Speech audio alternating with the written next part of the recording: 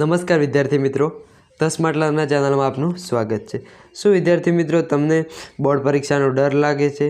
તો આ વિડીયો તમારા માટે। આ વિડીયો જોયા પછી તમારા બોર્ડ પરીક્ષાનો ડર દૂર થઈ જશે।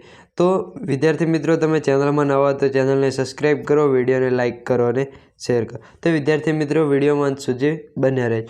અહીં મેં ટિપ્સ એવી આપી છે જેથી તમે તૈયારી કર્યા વગર પણ સરળતાથી પાસ થઈ જઈ શકશો। તો પહેલાં તમારી આવી સ્થિતિ છે કે તમે ઉદાસ હશો, બોર્ડ પરીક્ષાનો ડર લાગતો હશે। આ વિડીયો જોયા પછી તમે એકદમ ખુશ થઈ જશો, હેપી થઈ જશો। તો આ વિડીયોને ચાલો શરૂ કરીએ। તો પહેલું જ મુદ્દાઓ જોઈએ કે શું ધ્યાન રાખવાથી બોર્ડની પરીક્ષામાં સારા માર્ક્સ મેળવી શકાય, તૈયારી વગર પણ કેવી રીતના પાસ સરળતાથી થઈ શકાય। તો અહીં 4 મુદ્દા છે। તો એમાં પહેલું તમારે શું, બોર્ડમાં તમે પ્રશ્નપત્રમાં જવાબ લખતો ત્યારે પહેલો પ્રથમ કે કોઈ પણ પ્રશ્ન છોડવો નહીં। વિદ્યાર્થી મિત્રો, તમને કોઈ પણ પ્રશ્નનો જવાબ ના આવડે તો આ ભૂલ નહીં કરવાની કે કોઈ બી પ્રશ્ન છોડવાનો નહીં। જો તમે કંઈક અંદર લખ્યું છે પ્રશ્નમાં તો તમને પેપર તપાસનાર માર્ક્સ આપશે, સાચું ખોટું લખ્યું છે। પણ જો તમે કશું જ કોરું મૂકીને આવ્યા તો તેમાં એક પણ માર્ક્સ મળવા પાત્ર થશે નહીં। તો તમારે પ્રશ્નપત્રમાં જવાબ લખતી વખતે કોઈ પણ પ્રશ્ન પહેલાં તો કે છોડવાનો નથી। તેના કોઈ પણ પ્રશ્ન ના આવડે તો તેના અનુસંધાનમાં જે તમારી મૌલિકતાથી તમે લખશો 4-5 લીટી અને અનુસંધાનમાં મૌલિકતાથી, તો તમને તેના માર્ક્સ અડધા તો મળશે। 4 ગુણનો પ્રશ્ન છે તો 1 અથવા 2 તો માર્ક્સ મળી જ જશે। પણ જો તમે તેને પ્રશ્નને કોરો મૂકીને આવ્યા, તેને ગતું લખ્યું ને અટેન્ડ ન કર્યો તો તે પ્રશ્નનો 1 પણ માર્ક્સ તમને નહીં મળે। અને બીજો પ્રશ્ન, કોઈ પણ પ્રશ્નનો જવાબ તેના ગુણભાર પ્રમાણે લખવાનો। તો વિદ્યાર્થી મિત્રો, તમે તૈયારી વગર પાસ થવાની સરળ રીત છે, પ્રશ્નપત્રમાં પહેલાં તો કે કોઈ પ્રશ્ન છોડવાનો, જે આવડે તેના અનુસંધાનમાં 4-5 લીટી જેવું લખવાનું। અને બીજું એ ધ્યાન રાખવાનું છે કોઈ પણ પ્રશ્નનો જવાબ તેના ગુણભાર પ્રમાણે લખો। કોઈ પણ પ્રશ્ન હોય, ધારો કે 4 ગુણનો, તો તમે 2 થી 3 લીટી લખો તો ન ચાલે। અને 2 ગુણનો પ્રશ્ન હોય અને તમે 15-20 લીટી લખો તો ન ચાલે।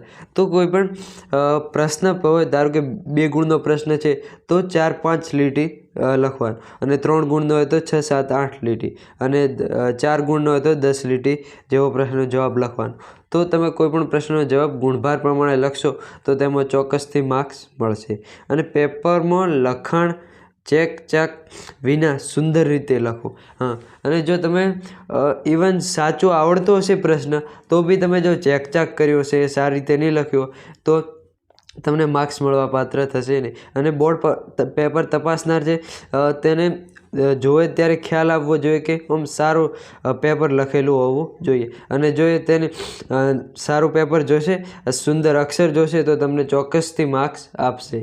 અને જો તમે ચેક કરી છે તો તેની પહેલી જ નજર તે ચેક પર જશે અને તેના કારણે તે તમારા માર્ક્સ કટ કરી શકે છે। તો તમારે સારી રીતે પેપર લખવાનું છે ચેક કર્યા વિના। અને જો તમારે આ વિડીયો જોતો કે પેપર કેવી રીતના લખવું ચેક વિના, સજાવીને કેવી રીતના લખવું, તો તમે કોમેન્ટમાં જણાવજો તો તેનો પણ વિડીયો બનાવશો। તો પ્રશ્નના શરૂઆતમાં જે મુદ્દો સારી રીતે આવડે તે પહેલાં લખો અને ઓછો આવડે તે પછી લખો। તો આ ઇમ્પોર્ટન્ટ છે કે તમારે બોર્ડનું પેપર તપાસે તે પ્રશ્ન આખો વાંચતા નથી, અને તેમને છે ને 1 કે 2 મિનિટમાં આખું પેપર તપાસવાનું હોય છે।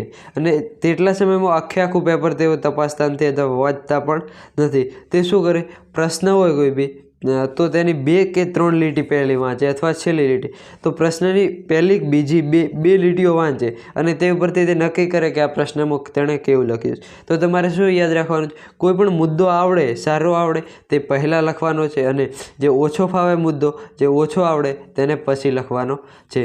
તો તમારે પહેલાં જ પ્રશ્નની શરૂઆતમાં તે વાંચશે તો ઇમ્પ્રેશન સારી પડશે, તો જેથી તમને તે પૂરા માર્ક્સ પણ આપી શકે છે। અને જો તમે ના આવડે એ મુદ્દો લખ્યો અને કંઈક ખોટું લખ્યું તો પાછળ ભલે પ્રશ્ન આખો સાચો હોય પરંતુ છતાં તે તમારા માર્ક્સ કાપી નાખશે। તો તમારે પ્રશ્નમાં જવાબ લખતી વખતે જે મુદ્દો સારી રીતે આવડે તે પહેલાં લખવાનો છે।